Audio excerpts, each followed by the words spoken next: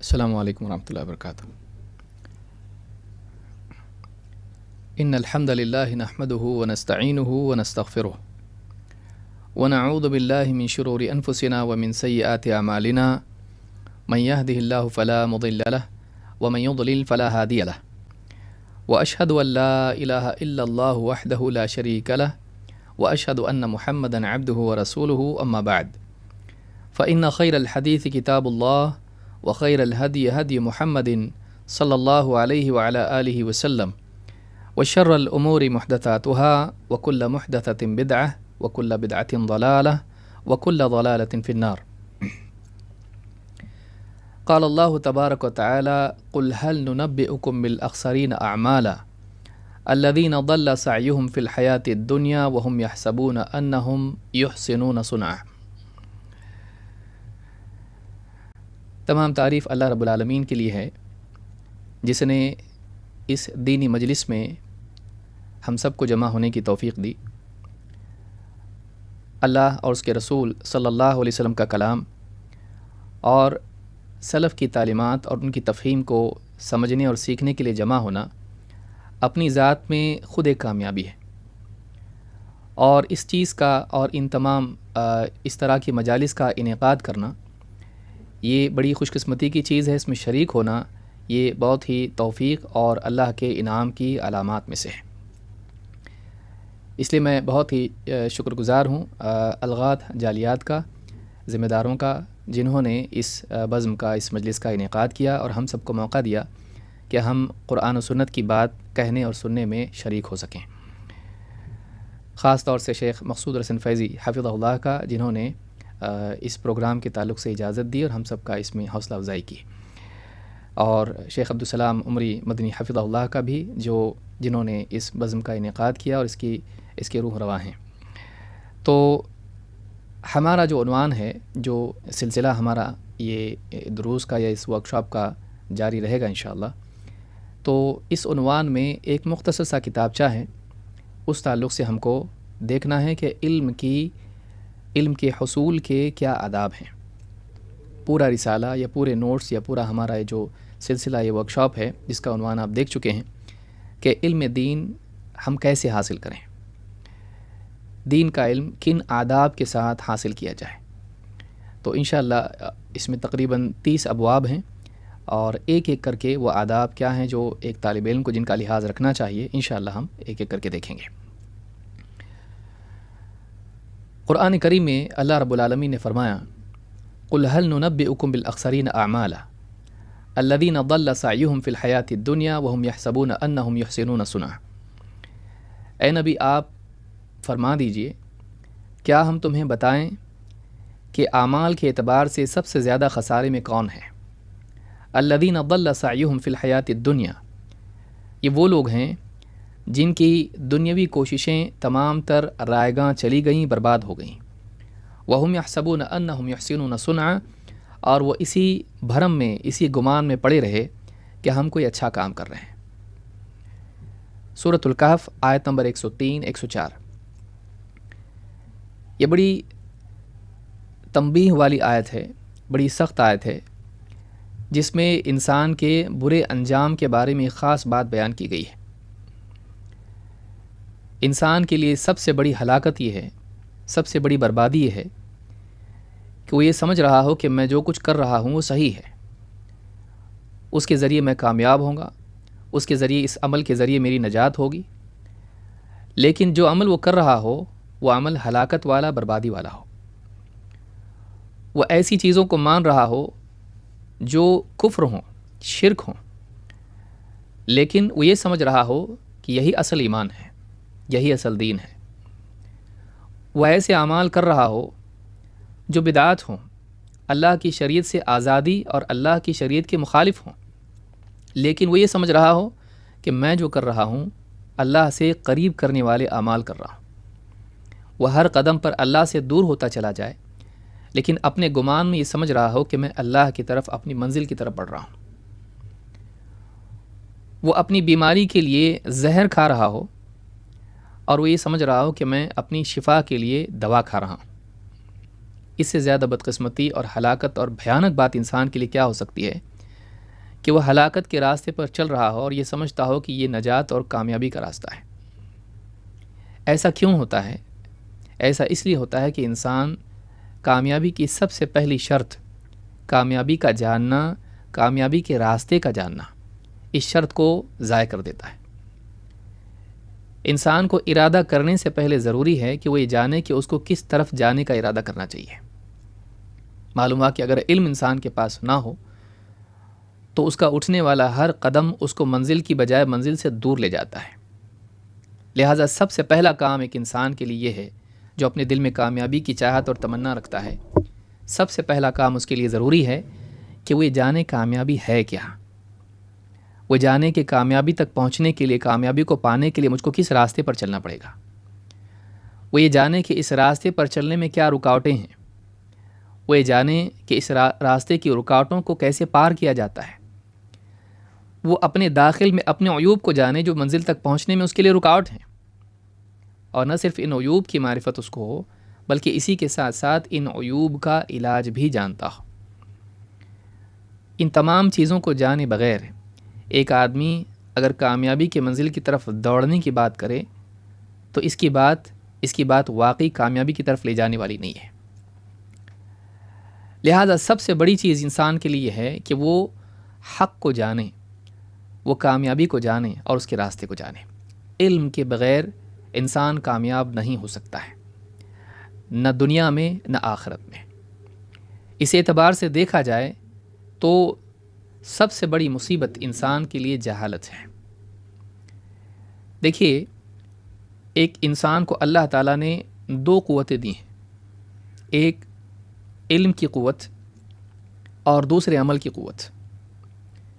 وہ علم حاصل کر سکتا ہے، باتوں کو یاد رکھتا ہے، ان میں غور کرتا ہے، یہ صلاحیت اللہ نے انسان کو دی، اور اسی طرح سے وہ ارادہ کرتا ہے اور عمل کرتا ہے۔ ایک ہے قوت علمیہ اور دوسری ہے قوت عملیہ، ایک ہے معرفت کی صلاحیت اور دوسرے ہے ارادے کی قوت و اختیار۔ ان دو چیزوں کے صحیح استعمال سے انسان کامیاب ہوتا ہے اور ان دو چیزوں کے غلط استعمال سے انسان ناکام ہوتا ہے۔ اگر اس کا علم غلط ہو، ناکامی یہیں سے شروع ہو جاتی ہے۔ علم صحیح ہو لیکن ارادہ اس کا غلط ہو، یہاں سے بھی ناکامی انسان کی شروع ہو جاتی ہے۔ اس طرح سے علم اور ارادے کا بگاڑ، یہ دو چیزیں ہیں جو انسان کی ہلاکت کے بنیادی اسباب ہیں۔ جہالت علم کا نہ ہونا یا علم کا بگاڑ ہے، اور ظلم انسان کے ارادے کے بگاڑ کی بدترین صورت ہے جو شرک تک لے جاتی ہے، اللہ کے سوا کسی اور کا قصد۔ اسی طرح سے حقوق کی ادائیگی میں مخلوق کا حق ادا نہ کرنا، دوسرا اپنے اوپر ظلم کر لینا، کیونکہ ہر معصیت اپنے اوپر ظلم ہے۔ ربنا ظلمنا انفسنا، انسان جب بھی کوئی ایسا کام کرتا ہے جس سے اللہ ناراض ہوتا ہے تو گویا کہ وہ اپنے آپ پر ظلم کرتا ہے۔ کیوں؟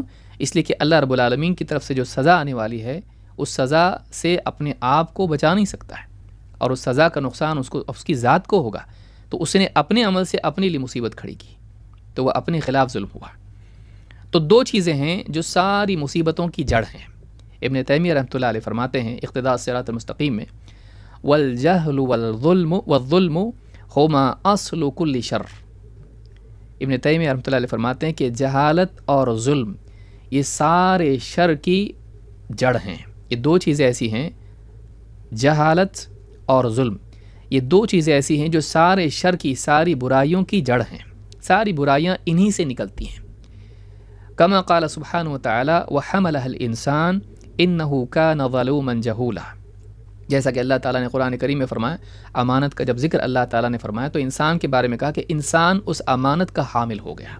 وحملہ الانسان انہ کان ظلوما جہولا، انسان کی اللہ تعالیٰ نے برائی بیان کی، اس کے عیوب کو بیان کیا، اس کی ناکامی کو ذکر کیا، تو بنیادی طور پر دو وصف اس کے بیان کیے، انہ کان ظلوما جہولا، بلا شبہ انسان بڑا ظالم ہے، بڑا جاہل ہے۔ تو ابن تیمیہ رحمۃ اللہ علیہ فرماتے ہیں کہ والظلم ہما اصل کل شر، ظلم، جہالت اور ظلم سارے شر کی جڑ ہیں۔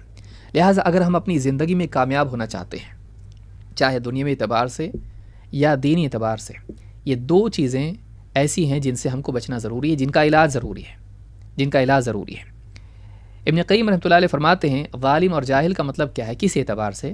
کہتے ہیں ظلوم لنفسہ جہول بربہ وعظمتہ وجلالہ وحکمتہ واتقان صنعہ۔ کہتے ہیں کہ انسان ظلوم ہے، ظالم ہے، خود اپنے اوپر ظلم کرتا ہے اللہ کی نافرمانی کر کے، اللہ رب العالمین کی پسند چھوڑ کے غلط راستے پر چل کے خود اپنے خلاف ظلم کر لیتا ہے۔ ظلوم لنفسہ جہول بربہ، اپنے رب کے بارے میں بالکل جاہل ہے، کس اعتبار سے؟ اللہ کی عظمت کو نہیں جانتا، وعظمتہ وجلالہ، اس کے جلال کو نہیں جانتا، اس کی تعظیم کو نہیں جانتا، اور وحکمتہ، اس کی حکمت کو نہیں جانتا، نہ شرعی نہ کونی، واتقان صنعہ، اور کس طرح اس نے تمام مخلوقات کو بہترین طور پر پیدا کیا ہے، ظاہری اعتبار سے بھی، باطنی اعتبار سے بھی، اور اپنے حال کے اعتبار سے بھی، اور اپنے مقصود کے اعتبار سے بھی۔ انسان کو یوں ہی ابس پیدا نہیں کیا، بلکہ ایک بہت اونچے مقصد کے لیے پیدا کیا۔ تو اللہ رب العالمین کی صفات، اس کی ذات و صفات کی صحیح معرفت اس کو نہیں ہے، جو کہ ساری برائیوں کی اصل جڑ ہے۔ جس نے اپنے رب کو نہیں پہچانا، ستاروں کو پہچان کے، آسمان و زمین کو پہچان کے، جھرنے نالے اور جانور اور انسان سب کو پہچان کے فائدہ کیا ہے؟ اپنے سارے رشتہ داروں کو پہچانا، لیکن اللہ سے اس کا اپنا کیا رشتہ ہونا چاہیے، کیا تعلق ہونا چاہیے، اس کو نہیں جانا تو اس نے کیا جانا؟ تو سب سے بڑی مصیبت انسان کے لیے جہالت ہے، ناکامی کی اصل وجہ یہ ہے۔ اور اگر دیکھا جائے تو اسی جہالت کے اندھیرے سے ظلم کے اندھیرے پیدا ہوتے ہیں۔ جب انسان کو معلوم ہی نہیں ہوگا کہ رب کا حق اس پر کیا ہے تو حق ادا نہیں کر پائے گا، ظالم ہوگا۔ ان الشرک لظلم عظیم، اس ظلم کا ارتکاب کرے گا کہ اللہ کا حق کسی اور کو دے گا۔ جب مخلوقات کے حقوق کو نہیں جانے گا تو ظاہر بات ہے کہ اپنی عقل سے فیصلے کرے گا، میراث بتائے گا سب کو برابر دے دو، بیٹوں کو بھی اور بیٹیوں کو بھی، تو بیٹوں کا حق بیٹیوں کو دے دے گا، یا پھر بیوی کا حق اس کو نہیں دے گا، یا اس طرح سے ظلم کا ارتکاب کرے گا۔ کبھی جہالت کی بنیاد پر جو کہ علمی جہالت ہے، اور کبھی جہالت کی بنیاد پر جو کہ عملی جہالت ہے۔ انسان جانتے بوجھتے اللہ کا خوف نہ ہونے کی وجہ سے وہ کرے گا جو اس کو نہیں کرنا چاہیے۔ اور اللہ کا خوف کیوں نہیں؟ اس لیے کہ اللہ رب العالمین کی صحیح معرفت نہیں ہے۔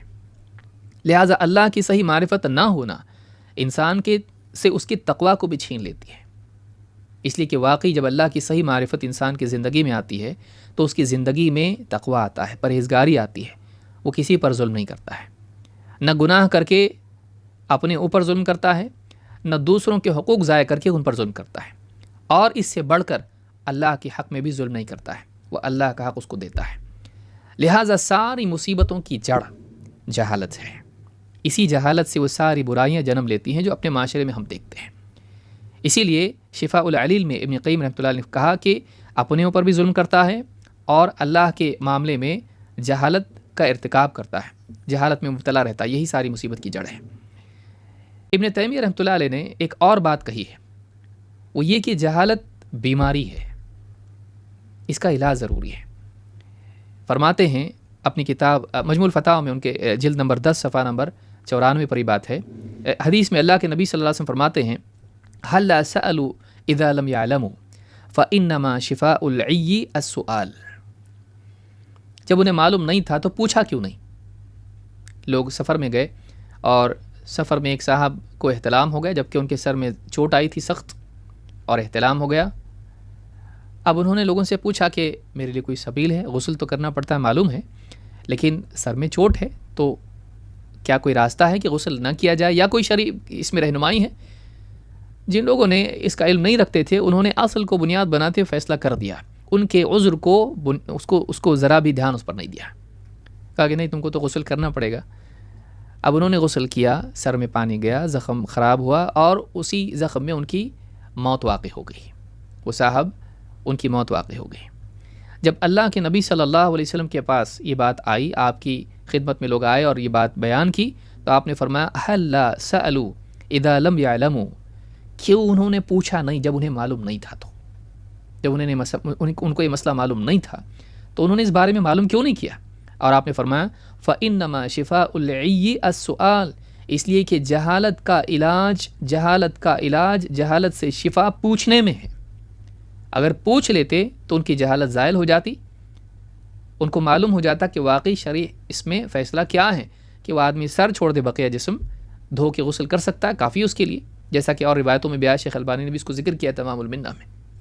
تو یہاں آپ دیکھیں گے ابن ماجہ کی روایت ہے وہ، تو اس میں آپ دیکھیں گے کہ آپ صلی اللہ علیہ وسلم نے کہا کہ قتلوہ قاتلہم اللہ، مار ڈالا انہوں نے اس آدمی کو، مار ڈالا انہوں نے اس کو، اللہ ہلاک کرے انہیں۔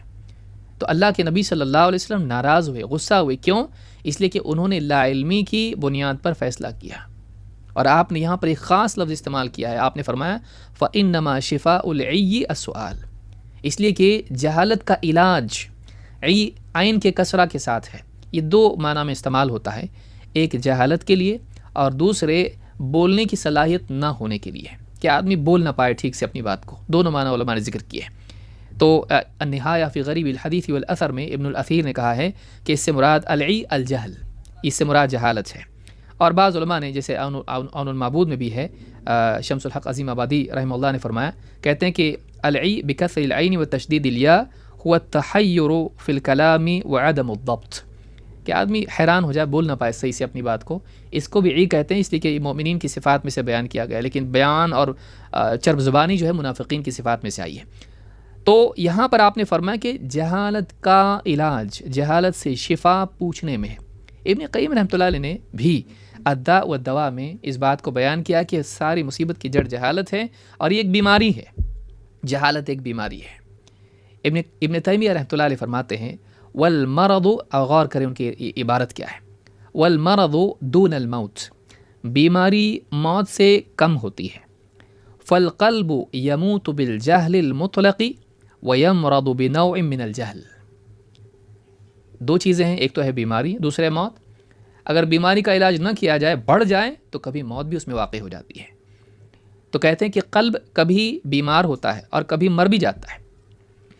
مطلق جہل انسان کو ہو تو دل مر جاتا ہے، ہر اعتبار سے جہل میں مبتلا تو انسان کا دل مر جاتا ہے۔ اور وَيَمْرَضُ بِنَوْعٍ مِّنَ الْجَهْلِ، اور بعض انواع ایسی جہالت کی، بعض قسمیں ایسی جہالت کی کہ اس سے دل بیمار ہو جاتا ہے۔ فَلَهُ مَوْتٌ وَمَرَضٌ وَحَيَاةٌ وَشِفَاءٌ، کہتے ہیں قلب کے کئی احوال ہوتے ہیں، دل مردہ بھی ہوتا ہے، بیمار بھی ہوتا ہے، زندہ بھی ہوتا ہے، اور اس کے لیے شفا بھی ہے۔ قلب کے لیے تمام احوال و اوصاف ہیں، موت، مرض اور حیات اور شفا۔ کہتے وہ حیاتہ و موتہ و مرضہ و شفاؤہ اعظم من حیات البدن و موتہ و مرضہ و شفائہ، کہتے ہیں کہ انسان کے دل کی زندگی اور موت اور اس کے مرض و شفا کا معاملہ اس کے جسم کی زندگی اور موت اور اس کی بیماری اور شفا کے معاملے سے زیادہ سنگین اور اہم ہے، بڑھ کر ہے۔ فلہذا مرض القلب اذا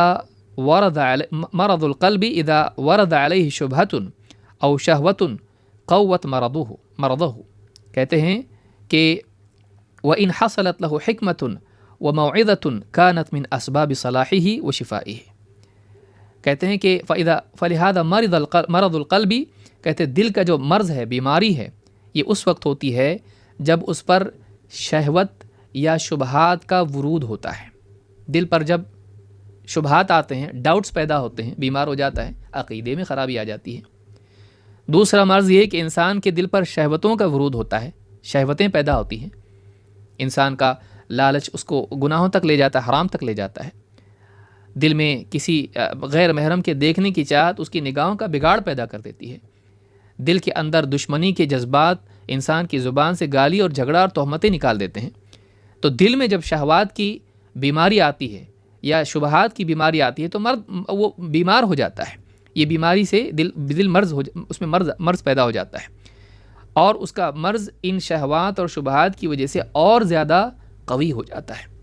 وَإِنْ حَصَلَتْ لَهُ حِكْمَةٌ وَمَوْعِظَةٌ، اس کے برعکس جب دل کو حکمت اور موعظت نصیب ہوتی ہے، حکمت کی بات، سمجھداری، سوجھ بوجھ کی بات اس کے دل میں آتی ہے، یا اسی طرح سے نصیحت اور ڈانٹ ڈپٹ اور واعظ و نصیحت، ترغیب و ترہیب کی بات اس کے دل میں آتی ہے، تو كانت من اسباب صلاحہ و شفائہ، تو یہ چیزیں، حکمت کی باتیں، واعظ و نصیحت کی باتیں اس کے دل کی صلاح اور شفا کا ذریعہ بن جاتی ہیں، اس کی اصلاح اور اس کے علاج اور بیماری سے نجات کا ذریعہ بن جاتی ہیں۔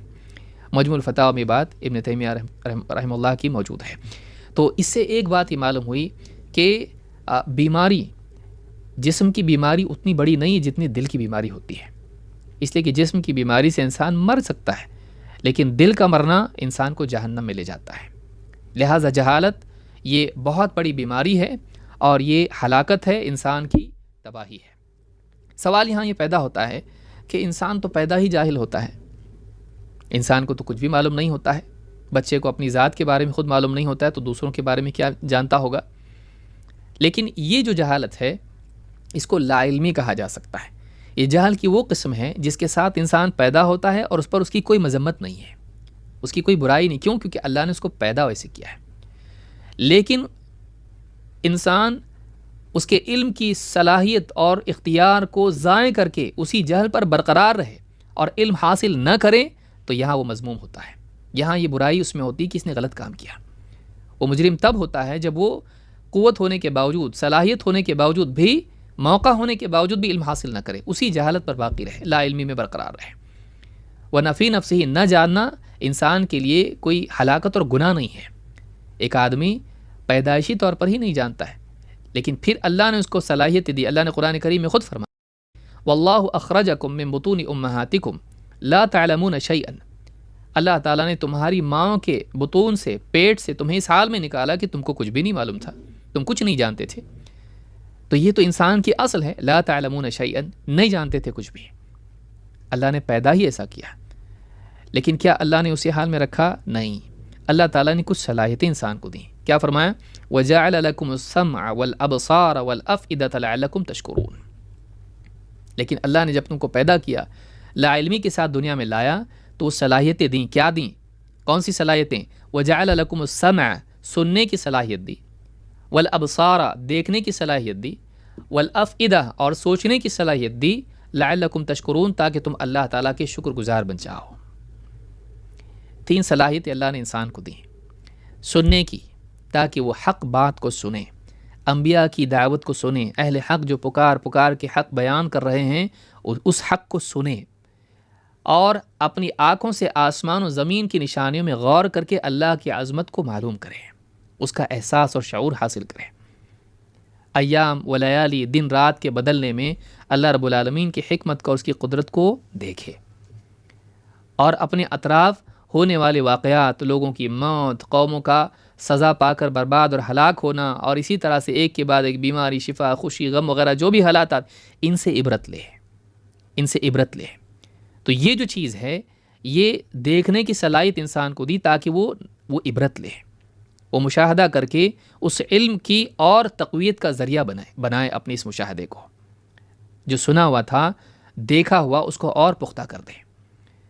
اور یہ کیسے ہوگا؟ والافئدہ، سینے میں اللہ تعالیٰ نے انسان کو دل دیا، سوچنے کی صلاحیت دی، تو کان سے سنی بات بھی دل میں گئی، آنکھ سے دیکھے ہوئے مشاہدے بھی دل میں گئے، اور دل نے اس کو پروسیس کیا، دل نے اس میں غور کیا، اور غور و فکر کر کے اس سے نتائج اخذ کیے، اور اس سے کیفیات پیدا کیں، اور اس سے انسان نے احساس اور شعور بیدار ہوا، اس کا نصیحت لی اس سے۔ یہ صلاحیت اللہ تعالیٰ نے انسان کو دی تاکہ انسان اچھی زندگی گزارے اور وہ کامیاب ہو۔ لعلکم تشکرون، تاکہ تم اللہ کا شکر کرنے والے بنو۔ کیوں؟ اس لیے کہ اللہ کی عظمت کا تعارف سنے گا، اور اللہ کی نشانیاں کائنات میں دیکھے گا، آیات جو سمعیہ ہیں، جو نبی اور رسول لے کر آتے ہیں، ان کو سنے گا، وہ آیات جو بصریہ ہیں، جو آسمان و زمین میں پھیلی ہوئی، ان کو دیکھے گا، تو ان آیات کے ذریعے سے، نشانیوں کے ذریعے سے اس کا قلب منور ہوگا، نہ صرف علم سے بلکہ ایمان سے بھی، ایمان کا نور بھی اس کو نصیب ہوگا۔ لعلکم تشکرون، اور جب ایمان کا نور اور معرفت نصیب ہوگی تو اللہ کو پہچانے گا اور اللہ ہی کا شکر کرے گا۔ انشکر لی ولی والدیک، اللہ کا بھی شکر کرے گا اور مخلوق کا بھی شکر کرنے والا بنے گا، حق ادا کرے گا اللہ کا، اللہ کو، بندوں کا بندوں کو۔ تو جہالت میں اللہ نے برقرار رہنے کے لیے نہیں کہا، پیدا کیا بغیر علم کے، صفر، لیکن پیدا ہونے کے بعد فطرت ایسی رکھی کہ وہ سیکھے، حق کو مانے۔ اسی لیے ہر بچہ فطرت پر پیدا ہوتا ہے، اور ان صلاحیتوں کے ساتھ پیدا کیا تاکہ ان صلاحیتوں کا استعمال کر کے وہ دین سیکھے، وہ علم حاصل کرے، حق کو جانے۔ اگر وہ نہیں کرتا ہے، اگر وہ نہیں سنتا ہے، یہاں ایک بات غور کریں کہ اللہ رب العالمین نے یعنی کان کو آنکھ سے پہلے ذکر کیا، لہٰذا معلوم ہوا کہ اس علم کو، اس علم پر ترجیح ہے، ہمارا مشاہدہ بعد میں ہے، لیکن جو حق اللہ کی طرف سے آیا ہے، جو رسول پہنچاتے ہیں، جو دعوت ہم کو دیتے ہیں، وہ مقدم ہے، وہ علم ہمیشہ مقدم رہے گا اس مشاہدے پر جو ہم اپنے اطراف کر رہے ہیں، کیونکہ اس کی کئی توجیہات ہو سکتی ہیں، لیکن جو سنی ہوئی بات ہے وہ بے عینی حق ہے اور وہ اللہ کی طرف سے آئی ہے۔ انسان کا مشاہدہ غلط بھی ہو سکتا ہے، تو اللہ نے اس کو پہلے بیان کیا تاکہ اس کی فضیلت لوگوں کے سامنے رہے۔ تو اللہ والا علم اگر نہیں حاصل کرتا ہے، نہیں سنتا حق بات کو اور نہیں غور کرتا اس میں اور نہیں نصیحت لیتا اس سے، تو ایسا آدمی جہنم میں جائے گا۔ جہالت کتنی بڑی مصیبت ہے۔ اگر ہم کو علم کی فضیلت معلوم کرنا ہے، اس سے پہلے جہالت کا نقصان ہم کو معلوم ہونا چاہیے۔ آدمی ڈاکٹر کے پاس کب جاتا ہے؟ جب بیماری سے ڈرتا ہے۔ نہیں ڈرتا ہے تو جو ہوگا دیکھیں گے۔ جب آدمی کو بیماری کی سنگینی کا احساس ہوتا ہے تبھی تو دوا کھاتا ہے۔ علم کا شوق اور علم کے حصول کے لیے مجاہدہ کب کرے گا آدمی؟ کیونکہ اتنا آسان نہیں ہے یہ تبھی کرے گا جب انسان کو جہالت کی ہولناکی معلوم ہو، اس کا خطرہ معلوم ہو، اس کا نقصان معلوم ہو۔ کیا نقصان ہے؟ جہنم۔ جہالت کا نقصان جہنم ہے۔ اللہ تعالیٰ قرآن کریم میں فرماتا ہے وَقَالُوا لَوْ كُنَّا نَسْمَعُ أَوْ نَعْقِلُ مَا كُنَّا فِي أَصْحَابِ السَّعِيرِ۔ جہنم میں جانے والے کہیں گے، اللہ تعالیٰ نے ان کا قول قرآن کریم میں ذکر کیا، فرمایا وہ جہنمی کہیں گے لَوْ كُنَّا نَسْمَعُ أَوْ نَعْقِلُ مَا كُنَّا فِي أَصْحَابِ السَّعِيرِ، کاش کہ اگر ہم سنتے یا غور کرتے، عقل سے کام لیتے، غور کرتے، تو ہم اس جہنم میں آنے والے نہیں بنتے، ہم جہنمی نہیں بنتے۔ تو دو باتیں انہوں نے فاعترفوا بذنبہم، اللہ نے فرمایا کہ انہوں نے اپنے گناہ کا اعتراف کیا۔ وہ اپنے گناہ کا اعتراف کریں۔ کیا گناہ تھا ان کا؟ کیا پاپ تھا؟ کیا غلطی تھی ان کی غلطی تھی کہ انہوں نے نہ حق کو سنا اور نہ اس حق میں غور کیا۔ انسان کے لیے، نجات کے لیے پہلا کام ضروری ہے کہ وہ حق کو سنے اور اس میں غور کرے۔ یہاں او واو کے معنی میں ہے کہ کاش کہ وہ حق کو سنتے اور حق کو سننے کے بعد میں اس میں غور کرتے، یا اس اعتبار سے ہے کہ کاش کسی جانکار کو ہم سنتے، اس کی بات سن لیتے، ہم اس کی بات سن کے اس کے مطابق عمل کرتے۔ اگر ہمارے پاس صلاحیت نہیں تھی خود فیصلہ لینے کی، یا اگر صلاحیت تھی تو پھر خود اپنی عقل سے کام لے کے حق کو سمجھتے اور اس پر عمل کرتے۔ ہم نے دونوں بھی نہیں کیا، نہ جاننے والے کی بات مانی، نہ ہم نے خود سے غور کیا۔ وَقَالُوا لَوْ كُنَّا نَسْمَعُ أَوْ نَعْقِلُ مَا كُنَّا فِي أَصْحَابِ السَّعِيرِ۔ امام شوکانی رحمۃ اللہ علیہ فرماتے ہیں أَيْ لَوْ كُنَّا نَسْمَعُ مَا خَاطَبَنَا بِهِ الرُّسُلُ، کہتے ہیں کہ کاش اگر ہم اس کلام کو سنتے جو رسولوں نے بیان کیا، رسولوں کے خطاب کو سنتے، رسولوں کے کلام کو سنتے، أَوْ نَعْقِلُ شَيْئًا مِّن ذَلِكَ، یا اس میں سے کسی ایک بات پر بھی غور کر لیتے، کچھ بات پہ بھی غور کر لیتے، مَا كُنَّا فِي عِدَادِ أَهْلِ النَّارِ، ہم جہنمیوں میں سے نہیں ہوتے۔ تفسیر میں فتح القدیر میں انہوں نے اس بات کو بیان کیا، سورہ ملک کی آیت نمبر 10 ہے۔ اس سے بات معلوم ہوئی کہ ایک انسان اگر جہالت میں رہتا ہے تو یہ جہالت اس کے لیے ہلاکت ہے۔ اللہ رب العالمین نے جہالت کو اندھاپن قرار دیا ہے۔ اللہ تعالیٰ قرآن کریم میں فرماتا ہے سورۃ الانعام آیت نمبر 50 میں قُلْ هَلْ يَسْتَوِي الْأَعْمَى وَالْبَصِيرُ أَفَلَا تَتَفَكَّرُونَ، اے نبی آپ کہیے کیا اندھا اور بینا دونوں برابر ہو سکتے ہیں؟ وہ جو دیکھ سکتا ہے اور جو دیکھ نہیں سکتا ہے، کیا دونوں برابر ہو سکتے ہیں؟ افلا تتفکرون، تم غور کیوں نہیں کرتے؟ تم غور کیوں نہیں کرتے؟ دونوں برابر نہیں ہو سکتے ہیں۔ امام البغوی رحمہ اللہ اس کی تفسیر میں فرماتے ہیں، امام البغوی فرماتے ہیں الاعمى والبصیر، کہتے ہیں قال قتادہ الکافر والمؤمن، یہاں پر اندھا کون ہے اور بینا کون ہے؟ کہتے ہیں اندھا سے مراد کافر ہے اور بینا دیکھنے والا اس سے مراد مومن ہے، کیونکہ مومن اپنے علم اور ایمان کی روشنی میں دیکھتا ہے، کافر کے پاس نہ علم ہوتا ہے نہ ایمان ہوتا ہے، تو اندھے پن میں مبتلا ہوتا ہے۔ امام مجاہد رحمۃ اللہ علیہ فرماتے ہیں کہ اس سے مراد کون ہے؟ صرف کافر مومن نہیں، بلکہ کہتے ہیں الضال والمہتدی، اس سے مراد وہ ہے جو گمراہ ہیں اور اس سے مراد وہ ہے جو ہدایت یافتہ ہے۔ یعنی اندھا کون ہے؟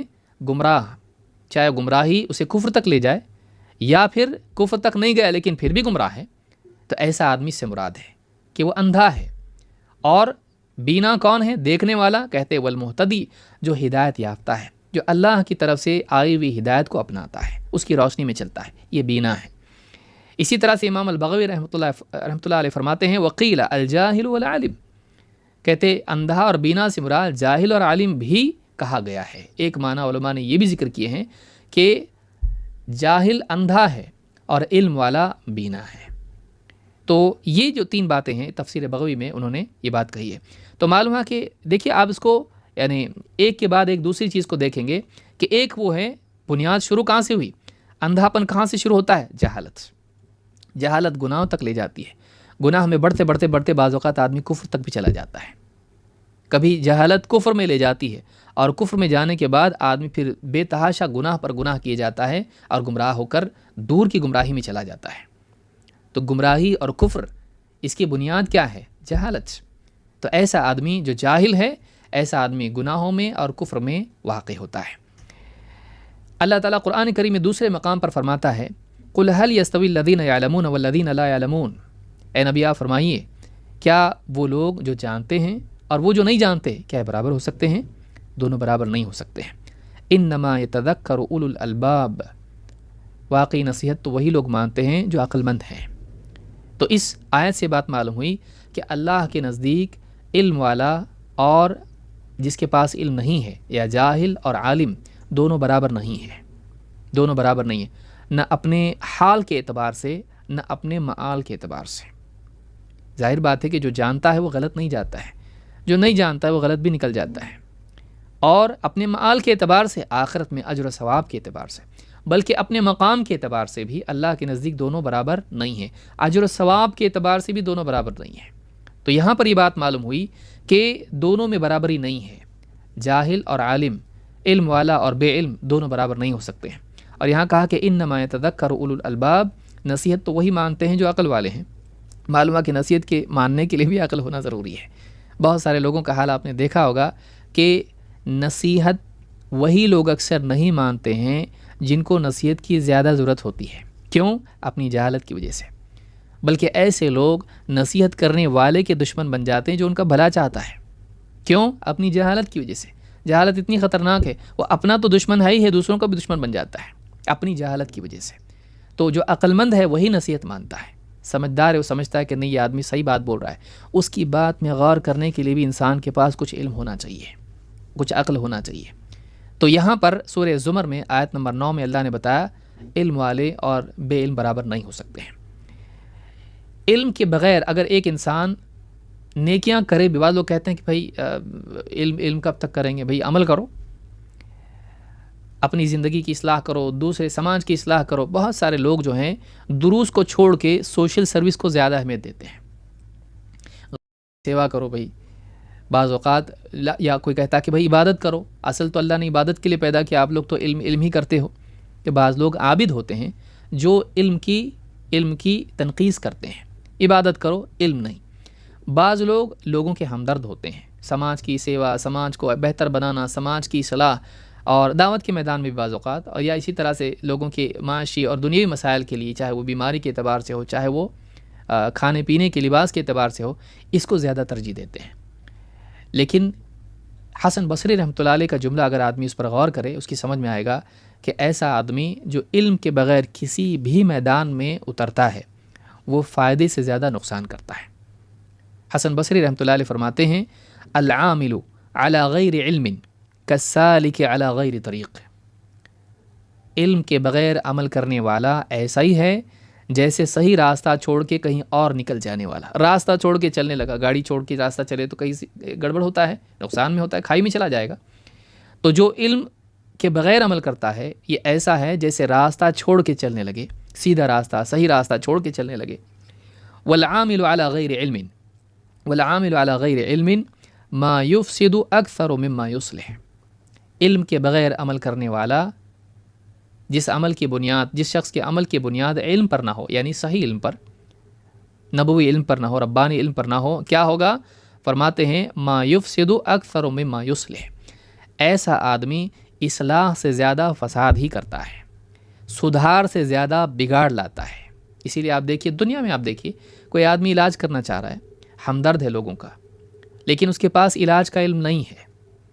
اب اگر وہ مریض کو دوا دے یا اس کا آپریشن کرے تو ایسا آدمی جب اس کو علم نہیں ہے تو وہ پہلے سے زیادہ چھوٹی بیماری کو بڑی بیماری بنا دے گا، بلکہ انسان کی ہلاکت بھی واقع ہو سکتی ہے. اور ہوا ایسا ہوتا ہے کہ ایک آدمی کسی کو نسخہ بتا دیتا ہے لیکن اس آدمی کے کمپلیکیشنز کو نہیں جانتا، اس کے مسائل اور ہوتے ہیں، یہ دوا اس کو نہیں چلتی ہے، جہالت میں دوا بتا دیتا ہے، وہ دوا کھا کے وہ آدمی بجائے اس کو شفا ملنے کے ہلاک ہو جاتا ہے۔ کیوں؟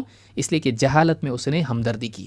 ہمدردی کرنے کے لیے بھی چاہے اپنی ہو یا دوسروں کی ہو، انسان کے پاس صحیح علم ہونا چاہیے۔ کسی کا بھلا کرنے کا ارادہ ہونا کافی نہیں ہے، بھلائی کی معرفت ہونا بھی ضروری ہے۔ دل میں جذبہ لوگوں کا بھلا ہو، لیکن بھلا کرنے کی کوشش میں بعض اوقات انسان لوگوں کا برا کر دیتا ہے، نقصان کر دیتا ہے۔ کیوں؟ اس لیے کہ وہ نہیں جانتا بھلائی واقعی کیا ہے۔ لہٰذا علم خیر خواہی سے پہلے ہے، علم اس کے لیے ضروری ہے۔ کسی کی خیر خواہی بھی آپ کرنا چاہتے ہیں یا اپنے لیے عبادات اور آخرت میں نجات کے لیے کچھ کرنا چاہتے ہیں، اس کے لیے علم ضروری ہے۔ یہی بات حسن بصری رحمۃ اللہ علیہ فرماتے ہیں۔ تو پوری بات کا خلاصہ یہ ہے کہ جہالت اندھاپن ہے، جہالت بیماری ہے، جہالت دل کی موت لاتی ہے، ہلاکت لاتی ہے۔ جہالت کے ساتھ کی ہوئی عبادات انسان کے لیے بدعات کا دروازہ کھولتی ہیں۔ جہالت کے ساتھ دعوت لوگوں کے لیے گمراہی کا ذریعہ بنتی ہے، بلکہ بعض اوقات اللہ پر اور رسول پر جھوٹ کا ذریعہ بن جاتی ہے۔ اپنی عقل سے کچھ بھی بول دیا اللہ کے بارے میں، رسول کے بارے میں، وَأَن تَقُولُوا عَلَى اللَّهِ مَا لَا تَعْلَمُونَ، اللہ بغیر علم کے اللہ کے بارے میں بولنے لگ جاتا ہے، اور پھر اللہ کے بارے میں اسماء و صفات میں یا کسی بھی چیز میں، اللہ کے احکام میں جھوٹ کا مرتکب ہو جاتا ہے۔ جہالت بہت بڑی بلا ہے، جہالت بیماری ہے، اس کا علاج ضروری ہے۔ لہٰذا جہالت سے نجات ضروری ہے تاکہ آدمی قیامت کے دن جہنمی نہ بنے۔ قُلْ هَلْ نُنَبِّئُكُم بِالْأَخْسَرِينَ أَعْمَالًا، اے نبی آپ بتائیے، لوگوں کو کہیے یہ بات، سنائیے، کیا ہم تمہیں بتائیں کہ عمل کے اعتبار سے، عمل کر کے بھی کون لوگ ہیں جو سب سے زیادہ عمل کے اعتبار سے خسارے میں ہیں؟ بالأخسرین اعمالا الذین ضل سعیہم فی الحیات الدنیا، یہ وہ لوگ ہیں جن کی دنیاوی کوششیں سب کی سب رائگاں چلی گئیں، وہم یحسبون انہم یحسنون صنعا، اور وہ اسی بھرم میں پڑے رہے کہ ہم کوئی اچھا کام کر رہے ہیں۔ اس کو جہل مرکب کہتے ہیں۔ جہالت کی دو قسمیں ہیں، ایک ہے جہل بسیط اور دوسرے جہل مرکب۔ جہل بسیط جس کو ہم لا علمی کہتے ہیں، نہیں جاننا، کہ انسان کو معلوم ہو کہ مجھے نہیں معلوم۔ جہل مرکب انسان غلط کو صحیح سمجھ لے اور صحیح کو غلط سمجھ لے، تو یہ جہالت زیادہ خطرناک ہوتی ہے۔ اور ابن قیم رحمۃ اللہ علیہ فرماتے ہیں کہ اکثر اہل بدعات اس دوسری جہالت میں مبتلا ہوتے ہیں، جہل مرکب میں۔ وہ اپنی بدعات کو سنت سمجھتے ہیں، اپنی شرکیات کو ایمان اور توحید سمجھتے ہیں۔ لہٰذا اس جہالت سے نجات پانا یہ انسان کے لیے سب سے پہلا فریضہ ہے، اور علم کی طرف رجوع کرنا اس کے لیے سب سے پہلا۔ اگر آپ غور کریں تو آپ کو دکھائی دے گا کہ اللہ رب العالمین نے سب سے پہلی وحی جو نازل کی محمد عربی صلی اللہ علیہ وسلم پر، وہ علم ہی سے متعلق تھی۔ اقرأ بسم ربک الذی خلق، خلق الانسان من علق، اقرأ وربک الاکرم الذی علم بالقلم، علم الانسان ما لم یعلم۔ پڑھ اپنے رب کے نام سے جس نے پیدا کیا، انسان کو پیدا کیا جمے ہوئے خون سے، علق سے۔ پڑھ اور تیرا رب سب سے زیادہ کریم ہے، جس نے الذی علم بالقلم، جس نے قلم کے ذریعے تعلیم دی، علم الانسان ما لم یعلم، انسان کو وہ علم دیا جو پہلے سے اس کے پاس نہیں تھا۔ 5 آیتیں اللہ نے نازل کی، اس میں انسان کی تخلیق اور اس کی تعلیم کا ذکر کیا۔ انسان پر اپنے 2 احسانات ذکر کیے، ایک یہ کہ اللہ نے اس کو پیدا کیا، دوسرے یہ کہ پیدا کر کے یوں ہی چھوڑ نہیں دیا بلکہ اس کو علم دیا۔ معلوم ہوا کہ یہ پہلی وحی ہے جس میں علم کے بارے میں بتایا جا رہا کہ پیدا ہونے کے بعد علم ضروری ہے۔ انسان کی تخلیق کا مقصد اس کو معلوم ہونا ضروری ہے۔ علم اور اہل علم کی فضیلت کیا ہے؟ جب کسی چیز کی فضیلت معلوم ہوتی ہے تو اس کی رغبت بھی دل میں پیدا ہوتی ہے۔ اس کتاب میں پورے یا اس سلسلے میں پورے 30 ابواب ہیں، اور اس میں شروع کے ابواب جو ہیں یہ علم اور اہل علم اور طلب علم کی فضیلت میں ہیں۔ اس کے بعد علم کے آداب ہیں کہ ہم علم کیسے حاصل کریں۔ تو پہلے تو ہم کو علم معلوم ہونا چاہیے واقعی، اور علم کی فضیلت معلوم ہونا چاہیے۔ پھر اس کے بعد علم کیا ہے، اور علم حاصل کرنے میں کن اصول و ضوابط کا اہتمام ہم کو کرنا چاہیے، کیسے ہم علم حاصل کریں، کیا رکاوٹیں اس میں جو انسان کے علم کو برباد کر دیتی ہیں، کیا چیزیں ہیں جو علم کے باوجود انسان کو نقصان پہنچاتی ہیں، علم کے لیے کیا چیزیں ایسی ہیں جو اس کے زیبا اس کو نہیں دیتی ہیں۔ تو یہ جو چیزیں ہیں یہ ساری چیزیں انشاءاللہ ان دروس میں ہم سمجھنے کی کوشش کریں گے۔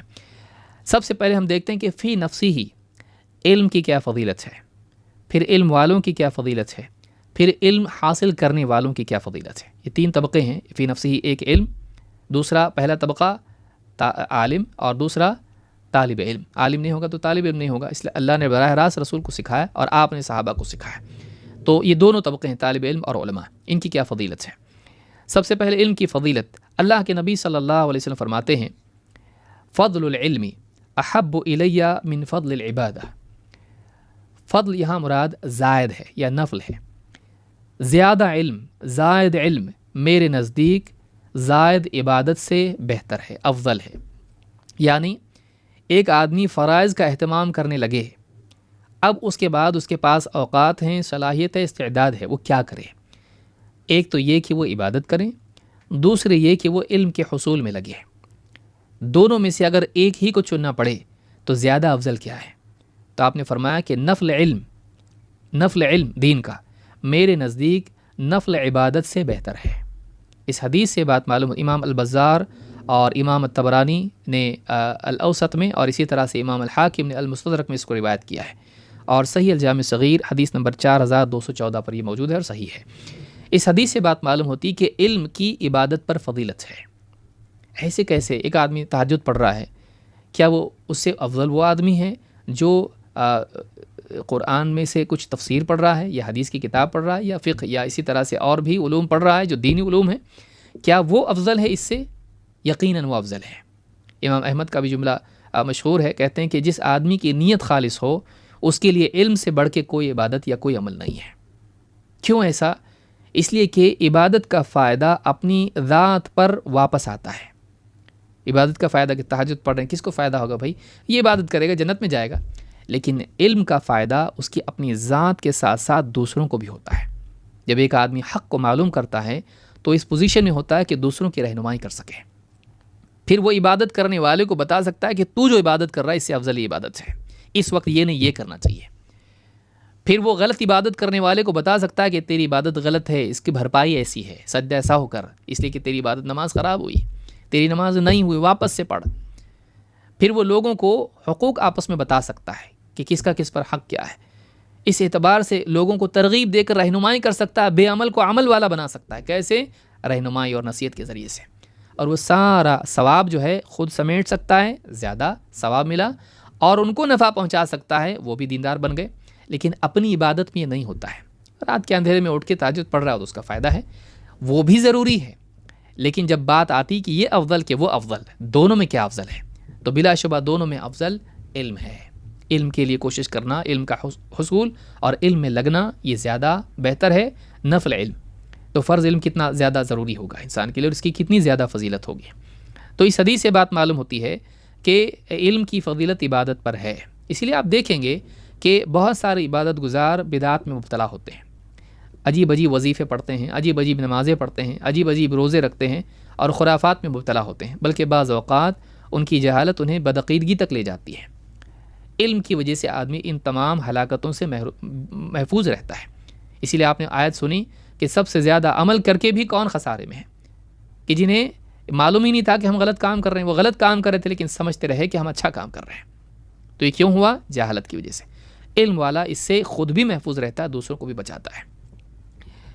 علم کا فائدہ موت کے بعد بھی ہوتا ہے۔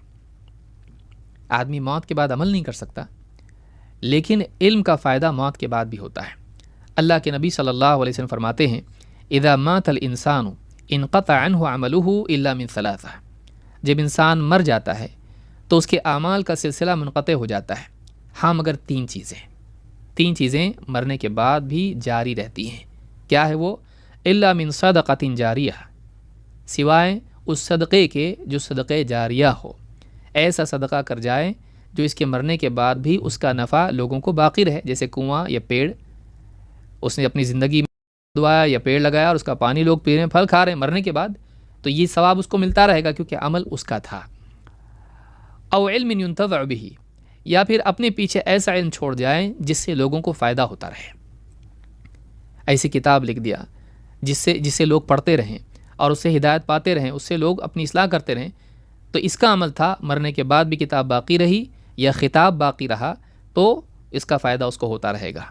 او ولد صالح يدعو له، یا پھر اپنے بعد نیک اولاد چھوڑ جائے جو اس کے لیے دعا کرتی رہے۔ نیک اولاد کیوں؟ اس لیے کہ دعا کرے گی، اگر خود ہی گناہگار ہے دوسرے کے حق میں، کیا اس کی دعا قبول ہوگی؟ اور اگر وہ نیک نہ ہوگی تو دنیا میں لگ جائے گی، بجائے دعا کرنے کے لعنتیں کرے گی کہ ہمارے لیے کچھ پیسہ نہیں چھوڑا، پیچھے جائیداد نہیں چھوڑی۔ نیک ہوگی تو احسان مندی کے جذبات کے ساتھ یاد کر کے دعا کرے گی۔ تو صحیح مسلم میں حدیث موجود ہے کتاب الوصیہ میں، حدیث نمبر 1631۔ تو اس حدیث سے بات معلوم ہے کہ 3 چیزیں مرنے کے بعد بھی انسان کے اعمال میں جاری رہتی ہیں، اس کا ثواب پہنچتا رہتا ہے: صدقہ جاریہ، اور دوسرا علم نافع، اور تیسرے نیک اولاد۔ تو علم نافع، نفع پہنچانے والا علم، اس کا ثواب مرنے کے بعد بھی، فائدہ مرنے کے بعد بھی انسان کو ہوتا ہے۔ بلکہ اگر غور کریں تو علم نافع میں بعض وہ دنیاوی علوم بھی شامل ہو جا سکتے ہیں جن کا نفع لوگوں کو ہو۔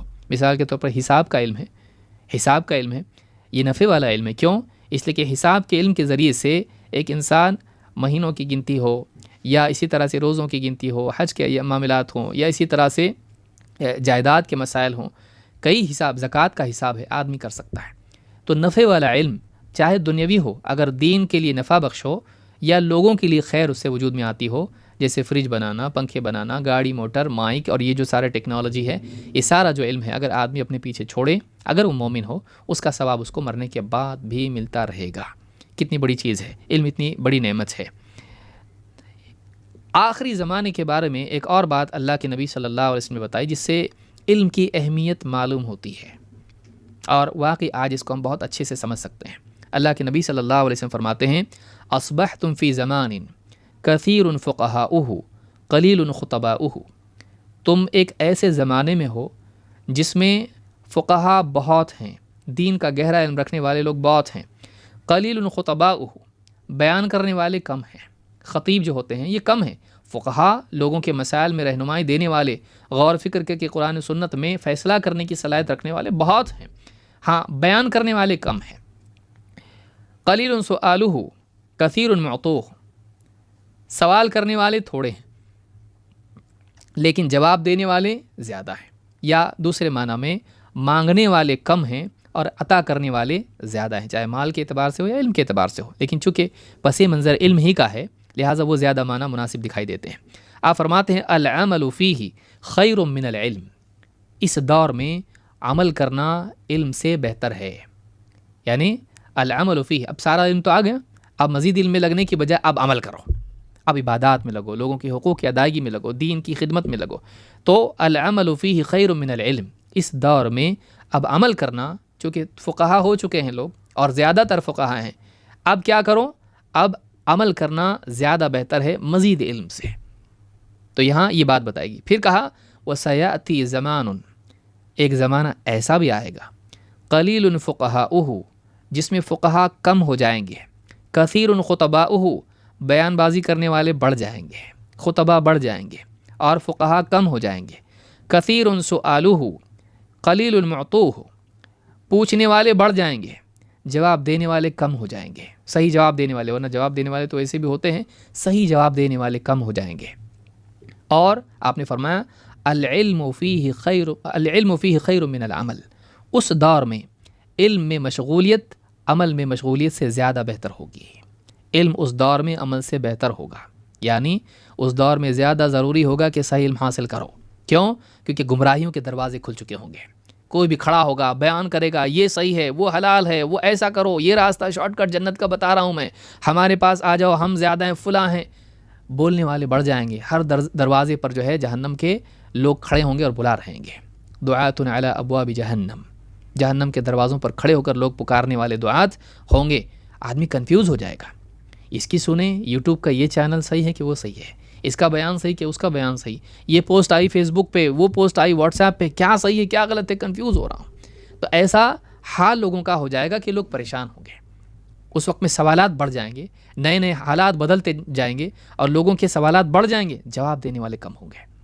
اس دور میں ضرورت اس چیز کی ہوگی کہ ہم علم کی طرف رجوع کریں، حق کا صحیح علم حاصل کریں، صحیح علم حاصل کریں جو حق کا علم ہے، اور اہل علم سے جڑیں اور صحیح علم کو جمع کریں اپنے پاس۔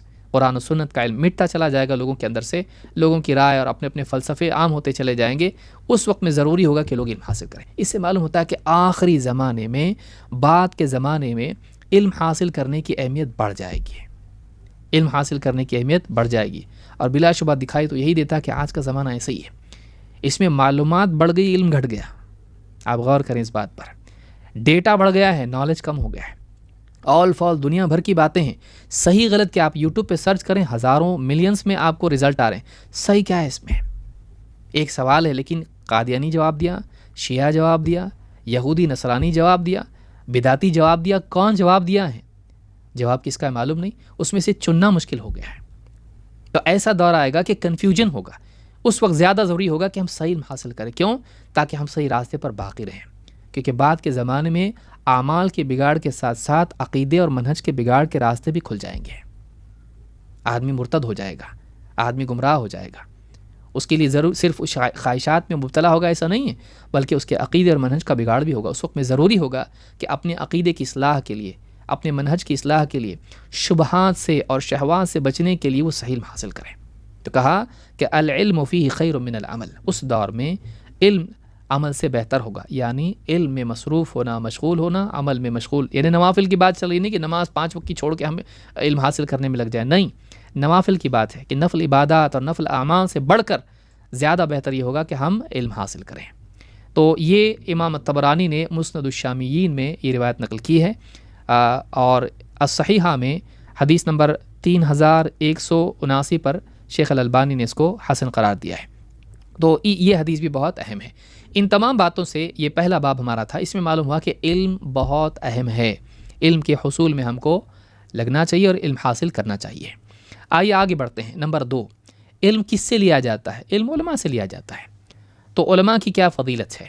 کیونکہ جب تک آدمی علماء کی قدر نہ کریں وہ صحیح طور سے کامیاب نہیں ہو سکتا، بلکہ کامیاب ہی نہیں ہو سکتا ہے. صحیح طور سے کیا کہیں گے، وہ کامیاب ہی نہیں ہو سکتا ہے جب تک کہ علماء کی قدر نہ کرے.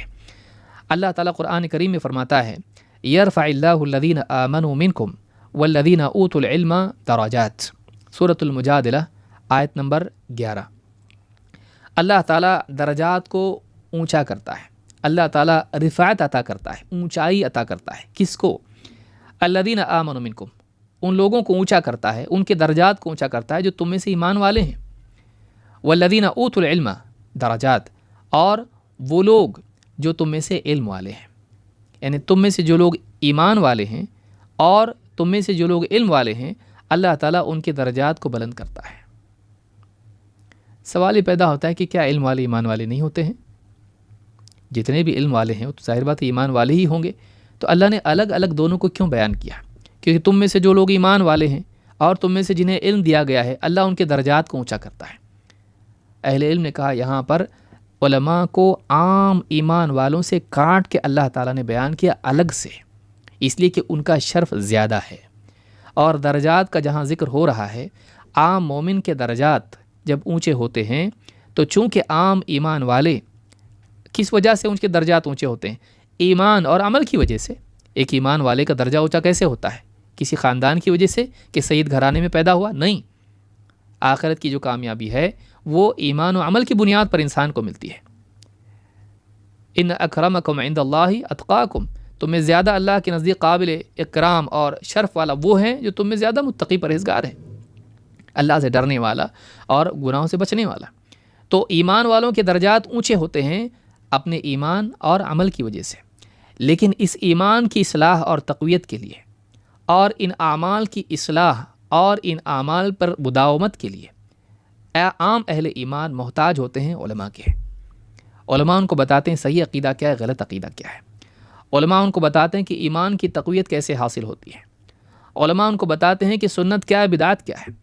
علماء ان کو بتاتے ہیں کہ اعمال برباد کیسے ہوتے ہیں اور اعمال کی حفاظت کیسے ہوتی ہے، اور اعمال جب چھوٹ جائیں تو ان کا تدارک کیسے ہوتا ہے، اس کے لیے بھرپائی کیا ہوتی ہے. علماء کی رہنمائی کی وجہ سے اہل ایمان اپنے عقیدے اور اپنے عمل کی اصلاح کرتے ہیں، بہتر عقیدہ اور بہتر عمل والے بنتے ہیں. اونچے درجات جب ان کے ہوتے ہیں، ان علماء کی رہنمائی سے جب بنے ہیں، ان کا سارا ثواب علماء کو جاتا ہے، اور جو درجہ ان کا ہوا ان کے اپنے عمل اور رہنمائی کا عمل وہ اور اوپر چلے جاتے ہیں.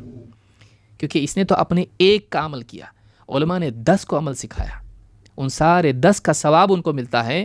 تو ان کے بھی اعمال، ان کا ثواب، ان کا اجر بڑھ گیا، اور اجر کی وجہ سے ان کا درجہ بھی بڑھ جاتا ہے، نہ صرف مال کے اعتبار سے بلکہ حال کے اعتبار سے بھی.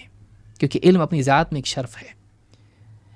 دنیا میں جو آدمی اللہ کو جتنا زیادہ جانتا ہے اتنا زیادہ اللہ کی معرفت، اللہ کا خوف، اللہ سے محبت، اللہ پر یقین، اللہ پر توکل، اللہ سے امید، یہ سارے جو کیفیات ہیں، اللہ کی خشیت و خوف، یہ ساری کیفیت اس آدمی کو نصیب نہیں ہو سکتی جو واقعی اللہ کو ویسا نہیں جانتا ہے جیسا یہ جانتا ہے۔ تو نہ صرف انجام کے اعتبار سے اونچے مرتبے پر وہ ہوتا ہے، ہائی لیول لائف جیتا ہے جنت میں، بلکہ دنیا میں بھی اس کی زندگی کا لیول اور اس کی زندگی کا معاملہ دوسروں سے اونچا ہوتا ہے۔ وہ اعلیٰ سطح کی زندگی دنیا میں بھی جیتا ہے، کیوں؟ اس علم کی وجہ سے جو اس کے سینے میں ہے۔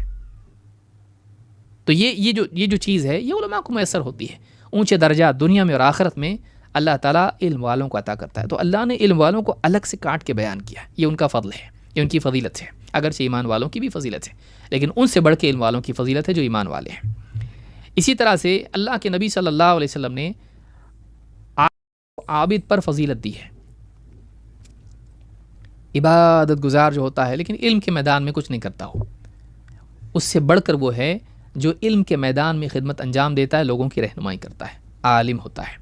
اللہ کے نبی صلی اللہ علیہ وسلم فرماتے ہیں فضل العالم علی العابد کفضل علی ادناکم، عالم کی فضیلت عابد پر ایسی ہے جیسے میری فضیلت تم میں سے ادنا شخص پر، ایک عام مسلمان اس پر رسول اکرم صلی اللہ علیہ وسلم کی فضیلت جیسی ہے، آپ نے کہا کہ عابد پر عالم کی فضیلت ایسی ہے۔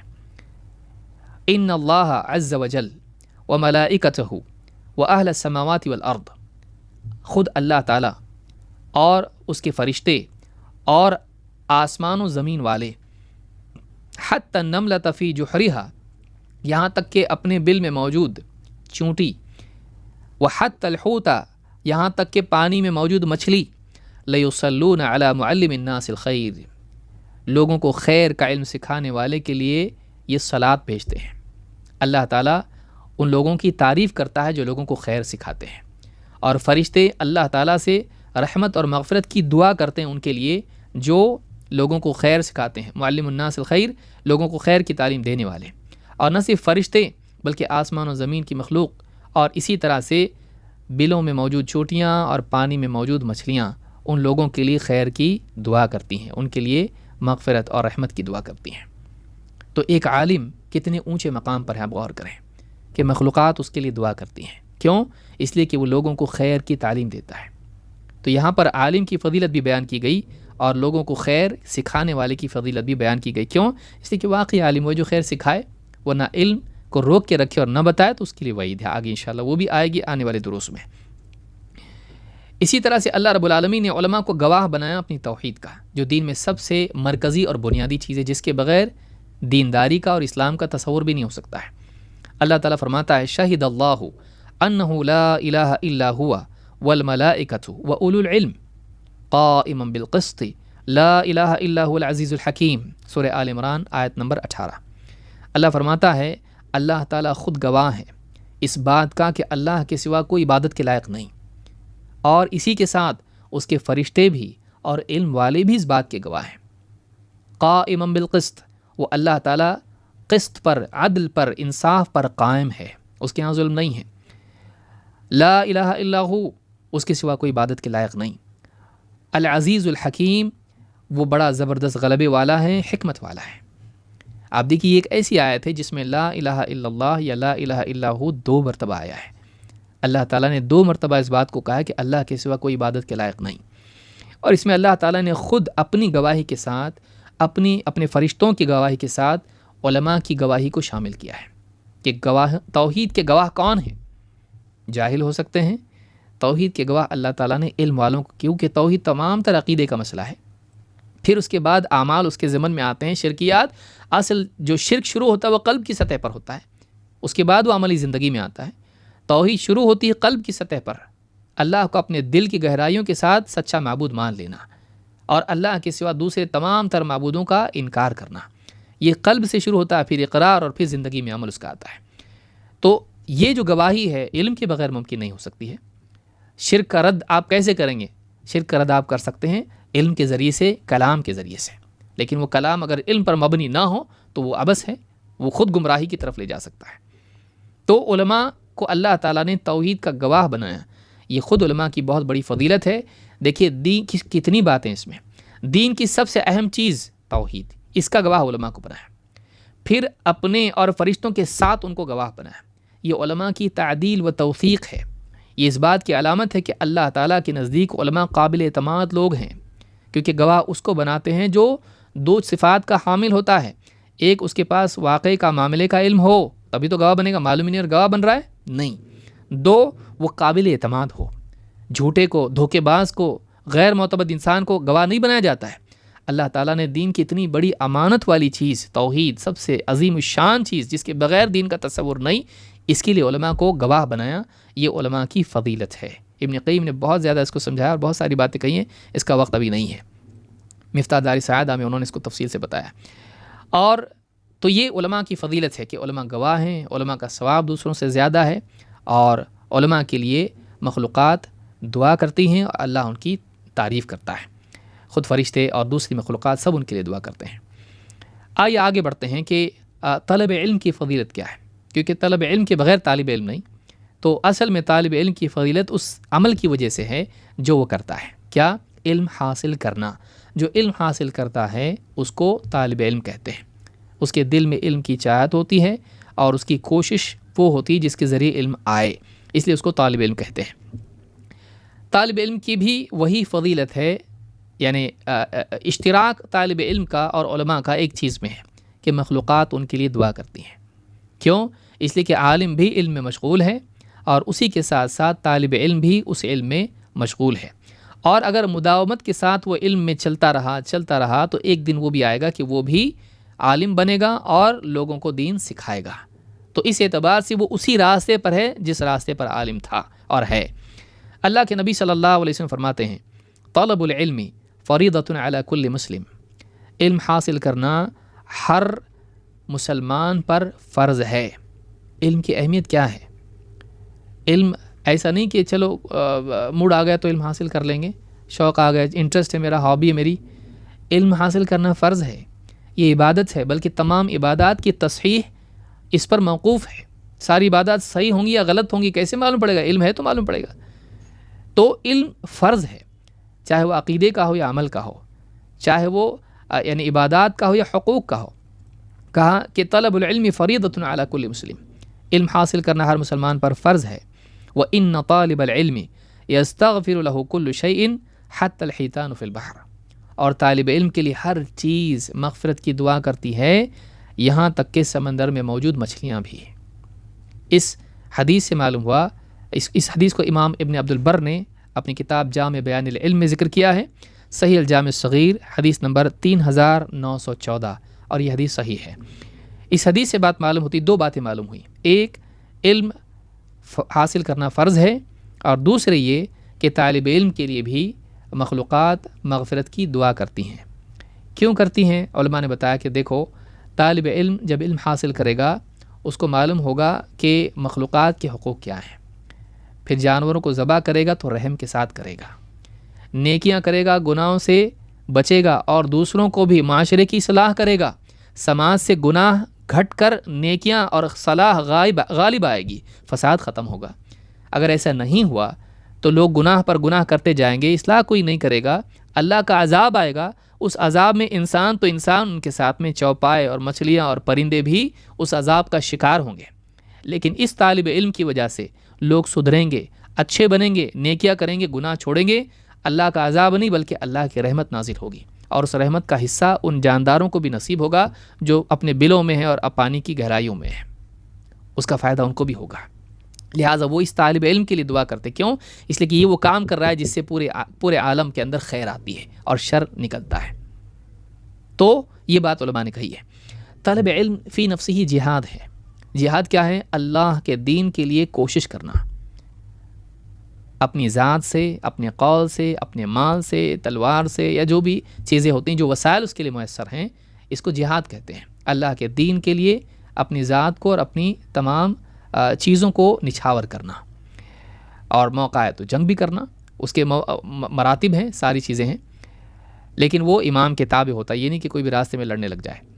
اللہ کے نبی صلی اللہ علیہ وسلم نے علم حاصل کرنے کو جہاد میں شمار کیا ہے اور اس کو فی سبیل اللہ کہا ہے۔ اللہ کے رسول صلی اللہ علیہ وسلم فرماتے ہیں، من جاء مسجدی ھذا لم یأتہ الا لخیر یتعلمہ او یعلمہ، جو ہماری اس مسجد کو آئے، اس مسجد کی قید ہے نہیں، یہ بطور تحدید نہیں ہے، بطور تخصیص نہیں ہے، بلکہ بطور تمثیل ہے، کیونکہ اس زمانے میں نبوی علم مسجد نبوی میں ملتا تھا۔ آپ نے فرمایا کہ جو ہماری اس مسجد کو آئے، کیوں آئے؟ اسی نیت سے آئے کہ وہ علم سیکھے گا یا سکھائے گا۔ علم سیکھے گا اللہ کے نبی صلی اللہ علیہ وسلم سے، یا پھر حلقوں میں، قرآن کے حلقے، حدیث کے حلقے، اس میں لوگوں کو سکھائے گا۔ تو جو ہماری اس مسجد کو آئیں اس نیت سے کہ علم سیکھے گا یا سکھائے گا، فَهُوَ بِمَنزِلَةِ الْمُجَاهِدِ فِي سَبِيلِ اللَّهِ، وہ آدمی اللہ کی راہ کے مجاہد کے مقام پر ہے۔ یہ ویسا ہی ہے جیسے اللہ کے راستے میں جہاد میں جانے والا۔ کیوں؟ یہ ابن ماجہ اور حاکم کی روایت ہے، صحیح الجامع صغیر حدیث نمبر 6184، حدیث صحیح ہے۔ کیوں ایسا دونوں میں برابری کیسی؟ اس اعتبار سے کہ جہاد دو طرح کے ہیں، ایک تو سیاسی جہاد ہوتا ہے، لیکن ایک جہاد ہے جو دائمی ہے، وہ ہمیشہ چلتا رہتا ہے، وہ علمی جہاد ہے۔ اور اللہ تعالیٰ نے قرآن کریم سے جہاد کرنے کو بڑا جہاد قرار دیا ہے۔ وَلَا تُطِعِ الْكَافِرِينَ وَجَاهِدْهُمْ بِهِ جِهَادًا كَبِيرًا، فَلَا تُطِعِ الْكَافِرِينَ، ان کافروں کی باتوں میں نہیں آنا اللہ کے نبی۔ وَجَاهِدْهُمْ بِهِ جِهَادًا كَبِيرًا، اور ان کے ساتھ جہاد کیجئے بڑا جہاد، اس قرآن کے ذریعے سے، بِهِ، اس قرآن کے ذریعے سے، اس قرآن کو لے کر ان سے جہاد کیجئے، یعنی قرآن کے ساتھ علمی جہاد ان سے کیجئے، ان کے باطل کو قتل کیجئے، ان کے باطل کو رد کیجئے، ان کے باطل کو مٹائیے۔ تو علمی جہاد کے ذریعے سے اہل باطل حق پر آتے ہیں مغلوب ہو کر، وہ زندگی پاتے ہیں، موت سے نکل کے زندہ ہوتے ہیں، وہ کفر کی موت سے نکل کر ایمان کی حیات ان کو نصیب ہوتی ہے، وہ گمراہی اور اندھیرے سے نکل کر ہدایت اور اجالے میں آتے ہیں۔ ہاں، تلوار کی جہاد میں کیا ہوتا ہے؟ یا تو یہ قتل ہوگا یا تو وہ قتل ہوگا، یقتلون و یقتلون، یا تو یہ قتل کریں گے یا تو قتل ہوں گے، لیکن اس سے حیات ملتی ہے۔ تو اسی لیے ابن قیم رحمۃ اللہ علیہ فرماتے ہیں کہ یہ دونوں جہاد، جو ایک جہاد علم کا ہوتا ہے، ایک جہاد جنگ والا ہوتا ہے، ان میں علم والا جہاد افضل ہے، فہو افضل الجہادین۔ مفتاح دار سعادہ میں کہتے ہیں کہ علم والا جہاد یہ دو جہاد میں سے افضل ہے۔ تو طالب علم باطل کو مٹانے ہی کے لیے جڑ سے اکھاڑتا ہے۔ دیکھیے، غلط کرنے والوں سے جنگ، لیکن غلط کرنے والے کے غلط ہی کو ختم کر دینا یہ زیادہ اچھا ہے۔ وہ تو مجبوری ہے کہ اس سے جنگ کرنی پڑی، ورنہ اصل تو یہی تھا، نبی آتے ہی کہ لوگوں کو دعوت دیتے، آتے ہی جنگ نہیں چھڑ دیتے ہیں، بلکہ آنے کے بعد لوگوں کی رہنمائی کرتے ہیں اور ان کو گمراہی سے نکالتے ہیں۔ تو ان کی اصلاح کرنا یہ اولا ہے ان کو ختم کرنے سے۔ تو یہ علمی جہاد کے ذریعے ممکن ہوتا ہے۔ تو اسی لیے کہا کہ یہ اللہ کی راہ میں مجاہد کی طرح۔ اسی طرح آپ نے فرمایا عبادات کا اگر ذکر لیا جائے تو عبادات میں حج جیسی عبادت کامل حج کرنے والے کی طرح ثواب ملتا ہے اس آدمی کو جو علمی مجالس میں حاضر ہو کر علم حاصل کرتا ہے۔ اللہ کے نبی صلی اللہ علیہ وسلم فرماتے ہیں من غدا الی المسجد لا یرید الا ان یتعلم خیرا او یعلمہ، جو آدمی صبح سویرے مسجد جائے اس نیت سے کہ وہ یا تو علم سیکھے گا، خیر کا علم حاصل کرے گا، یا پھر لوگوں کو خیر کی تعلیم دے گا، کان لہ کاجر حاج تاما حجتہ، اس کی مثال ایسی ہے، اس کا مقام ایسا ہے، وہ آدمی ایسا ہے جیسے اس کو اجر ایسا ملتا ہے جیسے ایک کامل حج کرنے والے کو ثواب ملتا ہے، بغیر کسی خرابی اور گڑبڑ کے حج کر رہا ہے۔ یہ جو ثواب ہے یہ اس شخص کو ملتا ہے جو یعنی علمی مجلس میں حاضر ہو رہا ہے، خصوصاً اس زمانے میں مساجد میں ہوتا تھا، اور اس سے یہ بھی معلوم ہوتا ہے کہ علمی مجالس کی بہتر جگہ مساجد ہے، علمی مجالس کے لیے بہتر جگہ مساجد ہے۔ لیکن اگر کوئی عذر ہو گھر میں یا کہیں اور بھی حاصل کرے تو اس میں بھی کوئی قباحت یا برائی نہیں ہے، لیکن اصل جگہ وہ ہے اس کی۔ امام الطبرانی نے الکبیر میں اس کو روایت کیا ہے، اور صحیح ترغیب میں شیخ الالبانی نے اس حدیث کو حسن صحیح کہا ہے، یہ حدیث 86 نمبر پر موجود ہے۔ تو اس سے بات معلوم ہوتی ہے کہ ایک آدمی طلب علم کے لیے جب جاتا ہے تو گویا کہ یہ آدمی حج کے لیے جانے والے کا ثواب پاتا ہے، حج والے کو اس کا ضرور ملے گا، لیکن اللہ اگر کسی اور کو بھی دینا چاہے کوئی ثواب تو اس کو کون روک سکتا ہے؟ اللہ تعالیٰ کا فضل کوئی اس کو روک نہیں سکتا ہے۔ اللہ کے نبی صلی اللہ علیہ وسلم نے علمی مجالس کے تعلق سے اللہ کے گھروں میں جمع ہو کر قرآن کا علم حاصل کرنا، دین کا علم حاصل کرنا، اس کے بارے میں کیا کہا ہے؟ اللہ کے رسول صلی اللہ علیہ وسلم فرماتے ہیں، آج دیکھیے لوگ سکون چاہتے ہیں، سکون نہیں مل رہا ان کو، لوگ یہاں وہاں فضولیات میں بیٹھتے ہیں اور پھر دلوں کے اندر سے ایک قسم کی یعنی سکون نکل جاتا ہے اور ایک وحشت دلوں پر طاری ہوتی ہے۔ دینی مجالس میں آدمی آئے، ان دینی مجالس میں انسان کو سکون نصیب ہوتا ہے۔ اللہ کے رسول صلی اللہ علیہ وسلم فرماتے ہیں वमज्तमा कौमुन फ़ी बैतिन मिन बुयूतिल्लाहि यतलून किताबल्लाहि व यतदारसूनहु बैनहुम। जब भी कुछ लोग अल्लाह के घरों में से किसी घर में जमा होते हैं और अल्लाह की किताब पढ़ते हैं और आपस में उसका दर्स करते हैं, उसको सीखते सिखाते हैं, इल्ला नज़लत अलैहिमुस सकीना, तो उन पर सकीनत नाजिल होती है, एक ख़ास किस्म का सुकून उनको नसीब होता है। व गशियतहुमुर रहमा, और उन्हें अल्लाह की रहमत ढांप लेती है। व हफ़्फ़तहुमुल मलाइका, फ़रिश्ते उन्हें घेर लेते हैं। व ज़करहुमुल्लाहु फ़ी मन इंदह, और अल्लाह ताला अपने पास अपने यहाँ मुक़र्रब फ़रिश्तों में उनका ज़िक्र खैर करता है। इस हदीस को इमाम मुस्लिम ने रिवायत किया है। क्या फरमाया? अल्लाह के घरों में से किसी घर में जमा होते हैं और वहाँ क्या करते हैं? खुराफाती किताबें पढ़ते हैं? नहीं, अल्लाह की किताब पढ़ते हैं, कुरान का दर्स करते हैं। ज़िम्नन सुन्नत अपने आप आ जाती है कि दोनों को अलग नहीं किया जा सकता। यतलून किताबल्लाहि व यतदारसूनहु बैनहुम, तो क्या होता है? सकीनत नाजिल होती है, रहमत उनको ढांप लेती है, फ़रिश्ते उन्हें घेर लेते हैं, खैर के फ़रिश्ते उन्हें घेर लेते हैं जो अल्लाह की तरफ से रहमत और खैर के साथ आते हैं, और अल्लाह ताला अपने यहाँ मुक़र्रब फ़रिश्तों में उनका ज़िक्र खैर करता है। ये 4 नेमतें उनको नसीब होती हैं जो दीनी मजालिस में हाज़िर होते हैं। अल्लाह रब्बुल आलमीन हम सब के जमा होने को कबूल फ़रमाएँ, और मैं समझता हूँ आज के लिए इतना काफ़ी है। इनका सीखना बहुत ज़रूरी है, दीनी मजालिस में हाज़िर होना बहुत ज़रूरी है, और इल्म हासिल करना बहुत ज़रूरी है। इल्म के बग़ैर इंसान अमल अगर करता है तो ये अमल बजाय नजात के हलाकत के दरवाज़े भी खोल सकता है।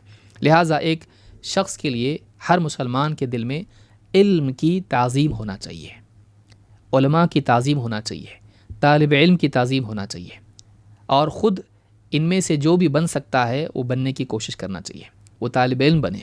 और इल्म हासिल करते करते अगर अल्लाह ने उसको मौका और उसको अगर अल्लाह ने तौफ़ीक़ दी तो वाकई वो दूसरों की रहनुमाई भी कर सकता है, वह आलिम बन सकता है। और आलिम भी हमेशा तालिब इल्म रहता है, क्योंकि इल्म की कोई हद नहीं, वो फ़ौक़ कुल्लि ज़ी इल्मिन अलीम, हर इल्म वाले से ऊपर एक इल्म वाला होता है। इब्न अब्बास रज़ी अल्लाह तआला इसकी तफसीर में फ़रमाते हैं कि हर इल्म वाले से ऊपर ऊपर उससे ऊपर उससे ऊपर सबसे ऊपर अल्लाह रब्बुल आलमीन है जो सब कुछ जानने वाला है। तो हर बंदे से ज़्यादा जानने वाला होता है। इसलिए ज़िंदगी भर आदमी तालिब इल्म बना रहे और इल्म हासिल करता रहे, इल्म से दूर न जाए, इल्म से दूर न जाए। इल्म के बग़ैर इंसान के लिए नजात का तसव्वुर नहीं। लिहाजा इन दुरूस में, आने वाले दुरूस में इंशाअल्लाह हम इल्म के आदाब क्या हैं, ठीक है इल्म तो चाहिए लेकिन कैसे, तो बहुत सारे तलबा गलत रास्ता अपनाते हैं इल्म के लिए और गलत अखलाक और औसाफ के से मुत्तसिफ़ होकर इल्म हासिल करते हैं। ये बड़ा ज़रर और नुकसान है। लिहाजा ज़रूरी है कि तालिब इल्म के रास्ते में कुछ चीज़ों का ख़ास लिहाज करें। वो कौन सी चीज़ें हैं, आने वाले दुरूस में इंशाअल्लाह उन्हीं चीज़ों का हम मुताला करेंगे, उनको समझने की कोशिश करेंगे। अल्लाह रब्बुल आलमीन से दुआ है कि हम सब के बैठने को कबूल फरमाएँ और मज़ीद इल्म हासिल करने वाला हम सबको बनाए और उसके मुताबिक अमल करने वाला बनाए। अक़ूलु हाज़ा व अस्तग़फ़िरुल्लाह ली व लकुम।